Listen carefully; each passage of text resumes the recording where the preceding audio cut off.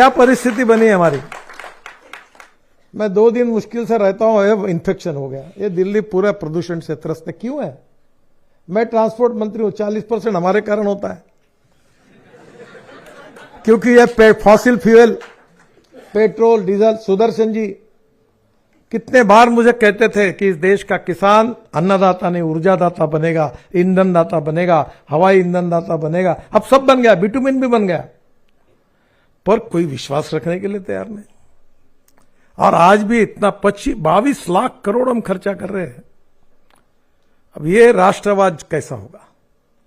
इस देश में 22 लाख करोड़ रुपए हम लोग फॉसिल फ्यूल इंपोर्ट कर रहे हैं, देश में प्रदूषण दे रहे हैं। क्या हम अल्टरनेटिव फ्यूल और बायो फ्यूल में आत्मनिर्भर भारत नहीं बना सकते? मैं गाड़ी में आया हूं, 100% इथेनॉल पे चलने वाली दुनिया की पहली गाड़ी है इनोवा। 60% बिजली तैयार करती है। 1 लीटर पेट्रोल के भाव में एवरेज की तुलना करें तो ये गाड़ी का 25 रुपए लीटर पेट्रोल का भाव होता है। प्रदूषण 0 है। हाइड्रोजन हम बना सकते हैं। इलेक्ट्रिक की गाड़ी अब कितनी पॉपुलर। जब मैंने इलेक्ट्रिक गाड़ी की पहली गाड़ी शुरुआत की थी तो कीमत थी $150 पर kWh लिथियम आयन बैटरी की। अब तो 55 हो गई। अब sodium ion, zinc ion, aluminium में टेक्नोलॉजी आ गई। कल मेरे घर पर एक IIT के लड़के ने 5 साल में टेक्नोलॉजी लाई। एल्यूमिनियम जो शीट रहती ना, वो फ्यूल है। एल्यूमिनियम मेरा टेक्नोलॉजी, उसके ऊपर बस, गाड़ियां, हवाई जहाज और ट्रक और कार चलने वाली है। दुनिया बदल गई, हमारे लोग प्रयोग कर रहे हैं, हम उसको प्रायोरिटी दें। आज हमारे पास फाइटर जेट चाहिए, हमारे साथ मिसाइल चाहिए, हमारे साथ ड्रोन से मिसाइल मारनी है। क्या हम दुनिया के आगे हैं कि पीछे हैं?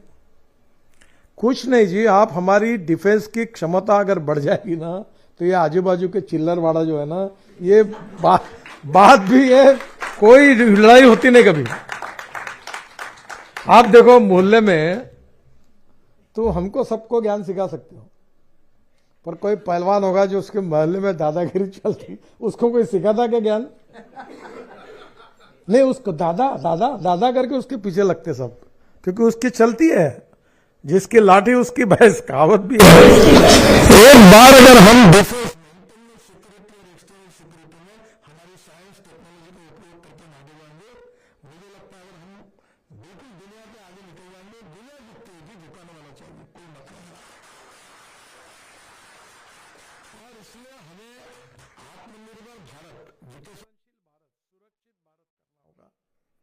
तो what is the power?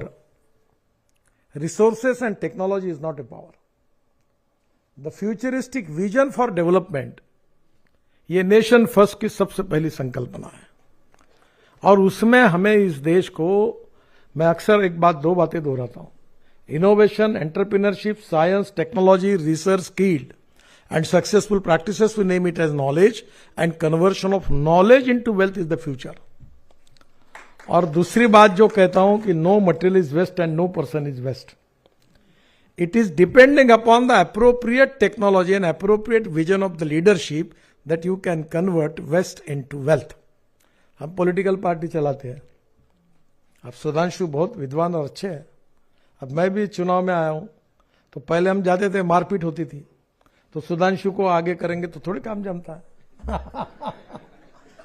तो हमारे पास ऐसे भी लोग रहते थे। मैं बहुत बार यूनिवर्सिटी स्टूडेंट लीडर था, लातों की बहुत बातों से नहीं मानते थे। बहुत सी बातें ऐसी करनी पड़ती थी जो विद्वान लोग नहीं कर सकते, और तब चलती थी। तो आप ये समझ लीजिए कि हमें भविष्य का भारत निर्माण करने के लिए नेशन फर्स्ट का जो राष्ट्रवाद है, जो पुराना जो आपका चिंतन है, वो बहुत ही उपयोगी है, क्योंकि वो गलतियों को हमको सुधारना है, रेक्टिफाई करना है। और उसके साथ भविष्य की योजना बनाते हुए हम देश में, हमें ताकत इसलिए नहीं चाहिए कि हम अधिकारवादी है, विस्तारवादी है, किसी की जमीन छीननी है, किसी को मारना है, इसलिए नहीं।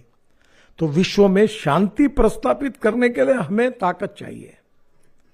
अगर हम ताकतवान बनेंगे तो विश्व में शांति प्रस्तापित होगी। अब जो ताकतवान है वो विश्व में शांति के बजाय अशांति मचाने के लिए वो भिड़े।